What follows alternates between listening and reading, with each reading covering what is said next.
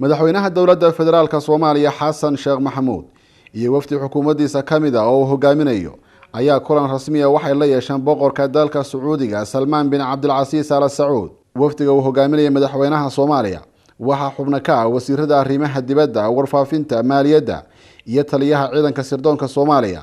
madaxweyne Xasan Sheekh Maxamuud iyo boqor Salmaanka wadanka Sacuudiga ayaa ka wada hadlay arrimo khuseeya xiriirka labada dhinac. wafdiga Soomaaliya ee ku sugan boqortooyada Sacuudiga ayaa xusay in dowladda wadanka Sacuudigu ay sheegtay in Soomaaliya ay ka caawinayso dib u dhiska dalka iyo qaar ka mid ah muwaadiniinta Soomaalida oo shaqo loo abuuri doono, iyadoo intaas ay ku dareen in arrimo kale oo dhanka horumarka ahna ay ka taageeri doonto dowladda Sacuudigu. wafdiga ayaa soo dhaweyn heer sare waxa loogu sameeyay qasriga boqortooyada Sacuudiga, waxaana jiray kulamo gooni oo ay wada yeesheen wasiirada safarka ku wehelinaya madaxweyne Xasan Sheekh Maxamuud iyo dhigooda wadanka Sacuudiga. Soomaaliya ayaa ka mid ah wadamada taageera howlgalka militariga dalka Sacuudigu uu ka wado dalka Yemen.